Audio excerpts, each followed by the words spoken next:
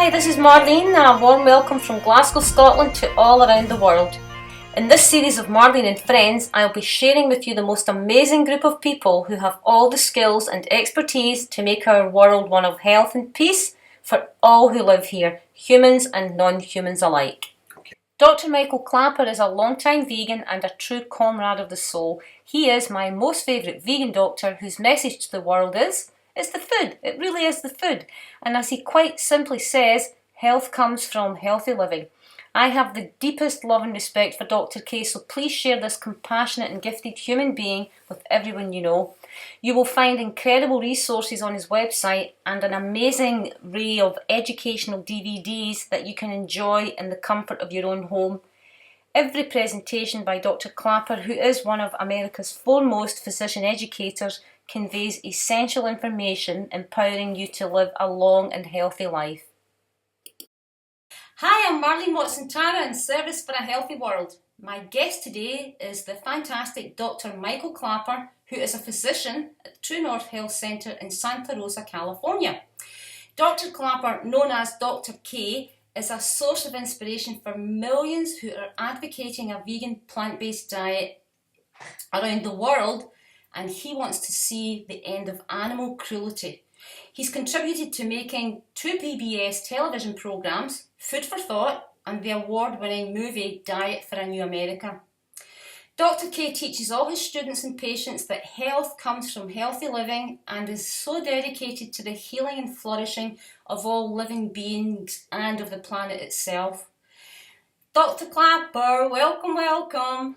Thank you, Marlene. It's good to be with you and your viewers. Oh, it's so fantastic. Do you know, as a long-time vegan, I know your real passion is about keeping people healthy, out of the hospital, off the operating tables, and your best-selling book, Vegan Nutrition, Pure and Simple, can help them to do that.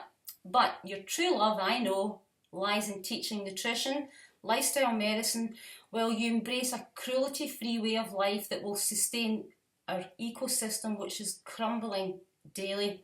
So like many of us, you're a huge passionate environmentalist. You grieve when you see the rivers running brown, the topsoil, with topsoil the forests are disappearing, the animals we all loved as children are hardly to be seen these days. So I'm just so happy to connect with you because you're a true comrade of the soul. Thank you. It's good to be with you. I can feel your heart as well. Yeah, well, I just love you for your passion in the world, and you're a huge contributor to what's happening with the change that's coming. When and why did you become the vegan doctor who is loved and adored by millions around the world? Well, I can share with you briefly. I hope it is brief. It's a bit of a longer story, but it's a result of a convergence of forces back in the early 1980s, 1980, 1981. I was an anesthesia resident. I was going to be an anesthesiologist, and I was working in Vancouver General Hospital in Vancouver, BC, and I was on the cardiovascular anesthesia service. And day after day, I'm putting people to sleep and watching surgeons open their chest and open their coronary arteries in their heart, and pulling out these long gobs of yellow, waxy material called atherosclerosis. It was the plaques that was clogging their arteries and causing the angina and heart attacks they had been experiencing. And one day I'm looking down into the incision as the surgeon pulls out a particularly yellow, slithery piece of material, and I think to myself, boy, that stuff looks like chicken fat. And a little voice on my shoulder says, Doctor, there's a good reason why it looks like chicken fat. It is chicken fat. And cow fat and pig fat and the fat of any other slow animal that was walking past this man's table when he had a fork in his hand. And I realized there was a direct connection about this person's diet and what I was seeing in their arteries. And my dad died of clogged arteries, and I knew I was going to be laying on that operating table with that striker saw going up my sternum, and I said, well, I don't want that, because I saw these people when they wake up, it's very uncomfortable. But seriously, I knew that I was at risk for this very same disease. And so I began re-examining exactly what I was eating. From the medical point of view, it was in my face every day.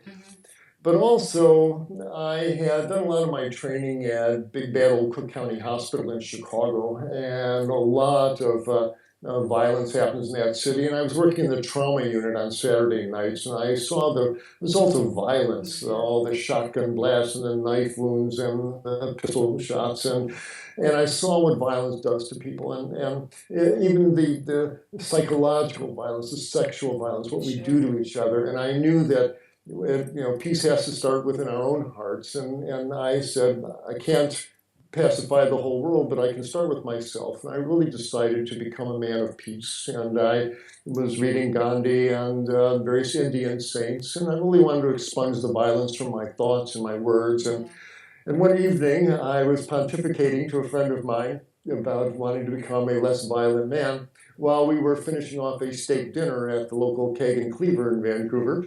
And with great love in his heart, he looked across the table and says, "That's all very well and good, Michael, but if you really want to start getting the violence out of your life, you might want to start with that piece of meat on your plate, because your desire to satisfy your hunger for the taste of flesh in your mouth, in doing so, you're paying for the death of that animal."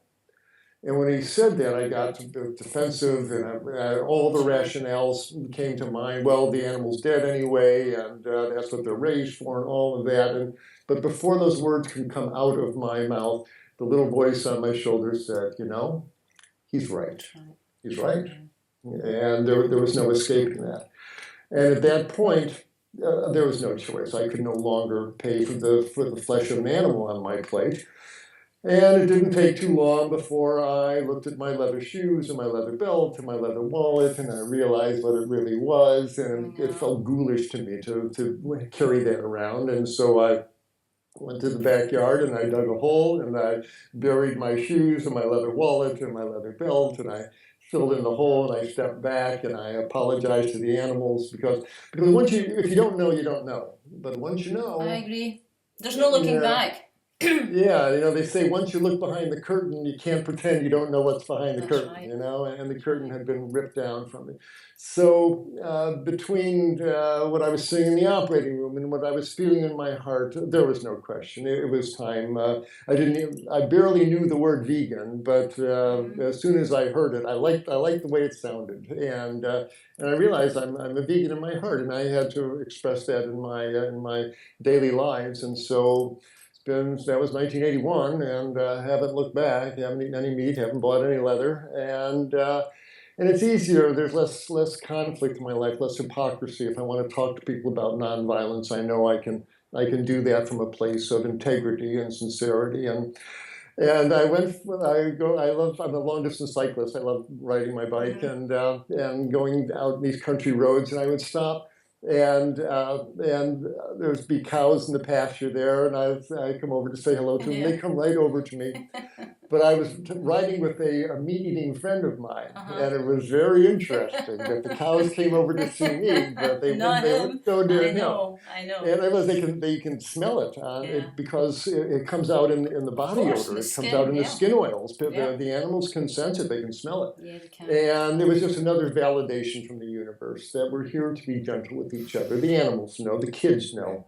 The whole earth knows. And I think each of our hearts, deep inside, we all know. Nobody really wants to inflict violence on other people, but it's the world we grew up with, and we've learned to accept it as normal, that it's okay to kill other animals. But truth is, it's really not. So everything that's happened since then is just me practicing a vegan sort of medicine and trying to be the most gentlest, sincerest person I can be. So whatever came from that has come from that. Yeah, you're very loved around the world for that. It's beautiful. And we have our Professor Gary Francione in New York, who does incredible work for the animals. I love him. I know you love him. He's coming on. Gary. Yeah, he's on the week after next on Marlene and Friends series. Oh, wonderful. Dr. K, yes. I feel we're so limited by our own constraints and our understanding of human potential. However, when I share your work with people, because for me you are the vegan doctor of the planet. There's no two other. I don't know anyone else like you. You're always sharing such inspiring stories about being vegan. What philosophy is your medical practice focused on? Well, I trained in University of Illinois College of Medicine, got a good solid Western medical education, and I thought I was going to go out and cure the world when I graduated, and I was going to be treating 6 cases of smallpox every week, and 5 cases of leprosy, and 4 cases of Tsutsugamuchi fever every week. And the reality is that what I've spent the last 43 years in medical practice doing is treating a small group of degenerative diseases, clogged arteries, obesity, diabetes, high blood pressure, and a host of autoimmune diseases, inflammatory diseases, and cancers. And as the years went on, and then especially after I became vegan and changed my own diet, the change in my own body was profound. I stopped eating animals within 3 weeks. A 20-pound spare tire of fat had melted off my waist. My cholesterol had been elevated at, in your side of the pond there, to about 6 millimoles. It dropped down to 2.5. And I felt great waking up in a nice lean, light body every day. And I realized there's a powerful medical effect from this kind of eating. And the patients that I had dreaded seeing come through my door when I was in general practice, overweight guys with high blood pressure and diabetes, I didn't really know what to tell them. You should lose some weight, Joe. You should get more exercise. I fiddled with their metformin dosage. I really didn't know what to tell them. Well, now I knew what to tell them. And I left anesthesia. The symbolism was getting too great. Here I was spending all day putting people to sleep, literally. Yeah. And what I really wanted to do was go out and help them wake up. Waking up. And so I left general practice. It was 6 months to go. My parents did not appreciate that, but I had to follow my heart. And I went back to general practice, where I've been ever since. But now I knew what to tell my patients. Stop running all that animal flesh through your body, into your bloodstream. And I began seeing the same wonderful changes that I see on a daily basis now. And slowly, as the science has unfolded over these past 20, 30 years, it's become very evident that the vast majority of diseases that my colleagues are treating are the result of what our patients are eating. And in fact, it has become such a dominant chord that in my office, I even had a plaque made up. I don't know if you can see that. Oh, fantastic. But, it's the food. It's been the food all along. I love it. Exactly. It's the food. It's been the food all along. And that's the real issue. And as my patients sit there with high blood pressure and diabetes, doctor, why am I overweight? Why is my blood pressure up? Why is my blood sugar up? Why are my joints inflamed? Why are my bowels not working? It's the food. It's the food you've been eating. It's not human food that the standard Western diet is centered on at this point. And I've given lectures. Last year I was at an international conference on plant-based nutrition. What a promising sign. Yeah. And I stood in front of an audience of hundreds of other physicians. And I said, colleagues, I care not if you are an internist, a cardiologist, a radiologist, a surgeon, gastroenterologist, rheumatologist, dermatologist, pediatrician. The vast majority of you, when you open your waiting room door tomorrow morning, the majority of people sitting on those benches waiting to see you are sick because of what they've been eating. And until you recognize that, you are going to just be treating symptoms. No one's going to get healthier. The medical system will go bankrupt. And you're going to get discouraged with medical practice because nobody is getting healthier. And it's the food, it's the food, it's the food. And as this message is getting out there, it's fun to see now, finally, after all these years in the trenches at the coalface, the lights are going on. There's now plant-based nutrition sprouting up in the medical journals, in social movements, certainly on the internet. Mm-hmm. And there's plant-based physicians now in just about every city. It's such a hopeful sign. So what is my medical practice based on? There's no question. I spend the vast majority of my days showing my patients what a day of healthy eating looks like. Fruit and porridge for the morning, oatmeal as we say here. Yeah. And lunches and dinners are based on colorful salads and hearty vegetable soups and big plates of steamed green and yellow vegetables and lentil stews and healthy bean burritos and all sorts of wonderful dishes and all sorts of cuisines and flavors, Italian, Chinese, East Indian, Mexican. Wonderful cuisine is waiting for them, but it's got to be based on whole plant foods. And if they're able to make that transition, and I refer them to cooking instructors and various colleagues that I have around, the changes are nothing short of spectacular. Diseases that I was told never go away, arteries, and atherosclerosis is a relentlessly progressive disease that I was taught. And high blood pressure, once you put them on medicine, they'll take these medicines for the rest of their lives. And diabetics, once on insulin, always on insulin. No one gets off insulin. I've learned that's simply not true. I get people off insulin every week, my diabetic patients. I discontinue high blood pressure medicines all the time because get them on a healthy plant-based diet and their weight comes down, their blood pressure's normalized, their joints stop hurting, their skin clears, their bowels start to regulate, and they don't need these medicines.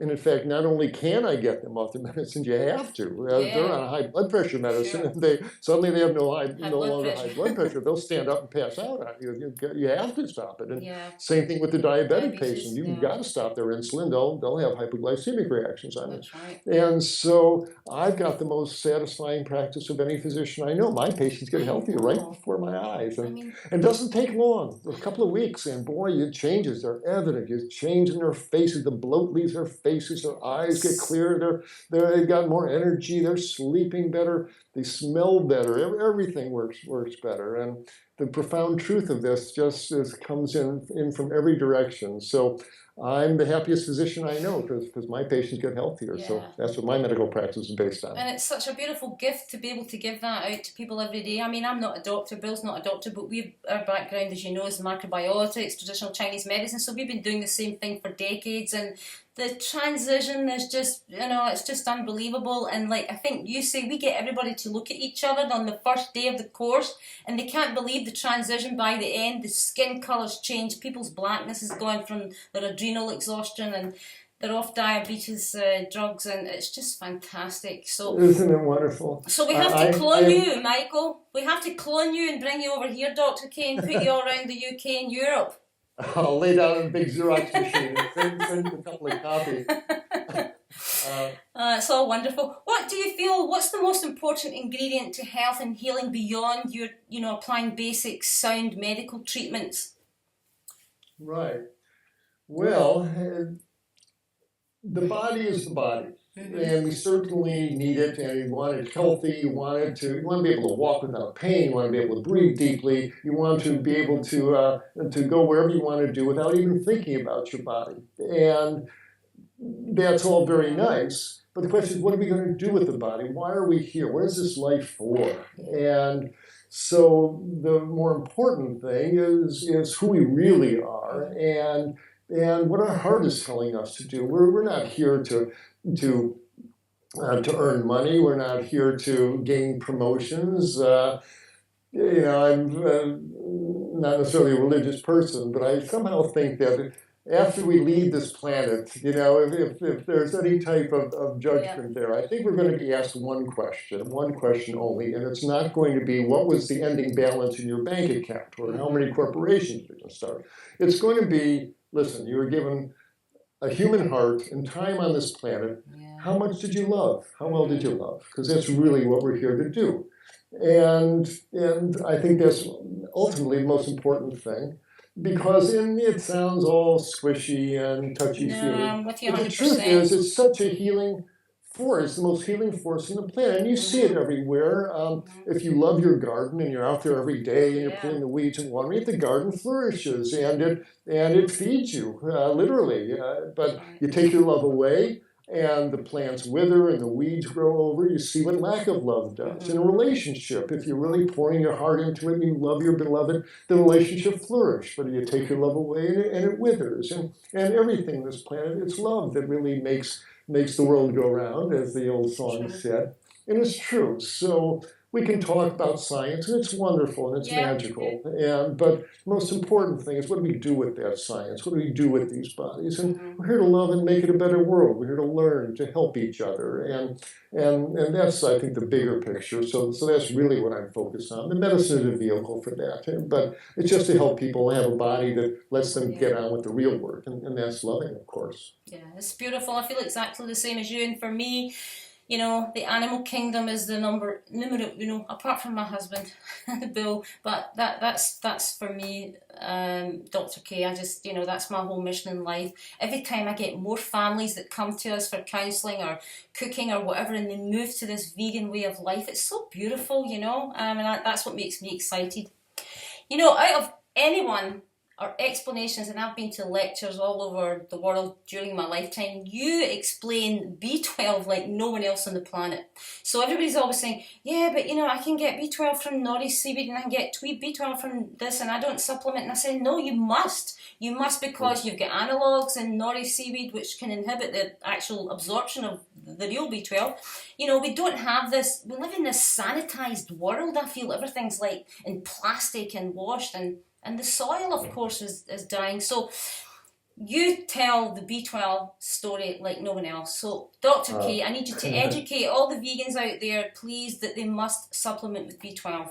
Really do. And I run into this a lot. So they say, well, if the vegan diet is the most natural and it's the most healthy, then why do I have to take these tablets? Why do I have to supplement with vitamin B12?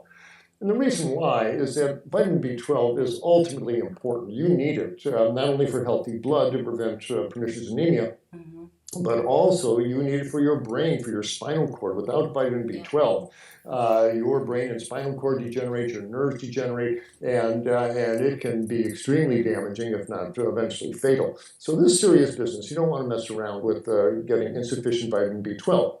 So where do the supplements come in, and why can't you get it from food?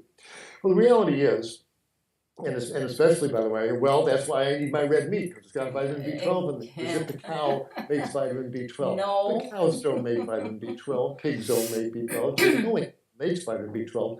Vitamin B12 is made by bacteria and organisms that live in the soil. And the cows and the deer and the antelope are grazing all day, and they're pulling up clumps of grass that have soil particles clinging to the roots that have these B12 producing organisms. And they swallow the B12 producing organisms, then the B12 is produced in the cow's stomach and it's distributed out to the muscles. And yes, you can kill the cow and strip the flesh off its bones and get your vitamin B12 that way. But that's bacterial B12 in the cow's muscle. The cow didn't make it. And because the cost of the industrial production of animal flesh is the driving force behind all our environmental threats that we face these days: deforestation, water pollution, water depletion, soil erosion, greenhouse gas production. They're all being driven by the industrial production of animal flesh. That's why we're cutting down the rainforest. That's why the water is disappearing. That's why the soils are eroding to grow corn and soybeans for animal fodder. It's our flesh-based diet that's driving the destruction of the earth. To rationalize that, well, I need my meat to get my B12, that has a huge cost to it. I say to my people, well, get your B12 the same place that the animals get it. And that's what we used to do back thousands of years ago. We got our B12 the same place that the animals do. Now we would spend days foraging. We'd pull up roots and tubers. They would have B12 organisms clinging to the surface of the tubers, and we'd wipe it on our leg and eat it. We'd get some B12 that way. There's B12 in the natural stream waters. When we were thirsty, we'd find the nearest stream and plop down and drink stream water. We get B12 that way. And those same organisms were flowing through our digestive system as they do with the cows and the deer and the antelope. But welcome to the 21st century. Nobody is drinking out of streams. Nobody's eating unwashed vegetables. And it's for that reason, for modern sanitation, that the natural sources of B12 have dropped out of our diet. Now, I don't have any problem with chlorinating the drinking water supply. I don't want to be treating cases of cholera and typhoid fever. But why is the chlorine added to the water? To kill bacteria, right? And so the B12 producing bacteria have disappeared from the modern vegan's life due to modern sanitation. And it's for that reason, not that the diet is inherently deficient, it used to be in there, but because nobody's eating unwashed vegetables or untreated water these days. It's for that reason that today's vegans need to take a little supplemental vitamin B12 once a week, twice a week. It's not a big deal. I have some liquid B12 and I give myself a squirt under the tongue once or twice a week and I get on with my life, and I don't declare myself deficient in any way because of that. It's just being a modern person in today's life. You got to supplement some B12 if you want to be vegan, but it's definitely a wise thing to do. And to my fellow vegans out there, please do not neglect it. Please don't resist it. Find something with some added B12 in it once or twice a week, whether it's fortified soy milk or whether it's an actual supplement, and be sure you take it. And if there's any question, get your B12 level checked once a year or so. Just make sure everything is okay. And if you're not taking it and your tongue is getting sore, your fingers are getting tingly, or you're feeling very fatigued, you get on some B12 right away. You are already doing damage to your nerves there. And I've seen that happen too many times among some of my vegan friends. So it's serious business, but easy to take care of. Of course. Not nothing unnatural, actually. No. It's made from the same bacteria, that B12. That's the thing, that's what I say to them. I'm not taking a supplement that's unnatural. It's come from the same bacteria. It's just in a little pill and I pop it in my mouth in the morning when I'm having my porridge. It's like, what's the deal? Exactly. The other kind of stumbling block people say, and sometimes you think maybe, or they're making excuses. Friends will say, well, I tried the vegan diet and I was exhausted. I mean, I just felt I couldn't cope. And I want to try and, direct people to your website, because I think you have DVDs on this which are beautifully expressed and explained that it's actually, they're not making it up. It could be that the DNA's been changed, or their carnitine levels have, completely plummeted, and it does make them feel kind of weak, but I mean it's too big a story to get into. So on your website, is that available to purchase? It is. Go to my website, drklaper.com, and it's all spelled out, DOCTORKLAPER, 1P in Klaper. And click on webinars, and you'll see the webinar entitled Thriving on a Plant-Based Diet. Okay. And we talk about all these issues about people aren't feeling well, where to get your protein, getting enough iodine to make sure your thyroid has enough iodine to function. This is all covered in that webinar. It's called Thriving on a Plant-Based Diet, and it's available for viewing on my website. Okay. So I encourage people to have a look at it. Because that is a huge one for people, because they do say, well, I tried that. And I say, no, it's, you haven't, you have to understand how the body works. So go to Dr. Klaper and find out about it. Now, you must have a funny story. Share with the world. Something that's made you laugh so much during your career, something that's happened. Well, not about the oodles of fat that you've been pulling out of people's arteries, no.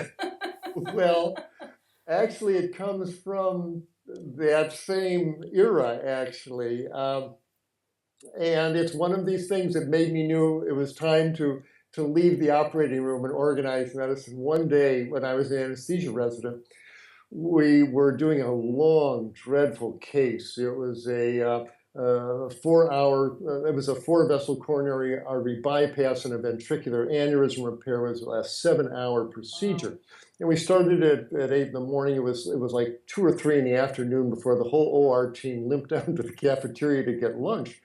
And as luck would have it, I'm pushing my tray right behind the surgeon, who happened to be the most obese surgeon that I have ever seen or worked with. Lovely man and excellent, very skilled surgeon, but just grossly obese. And as I'm pushing my tray, I watch in horror as he fills up his cafeteria tray with a double cheeseburger, a milkshake, and a slice of cream pie.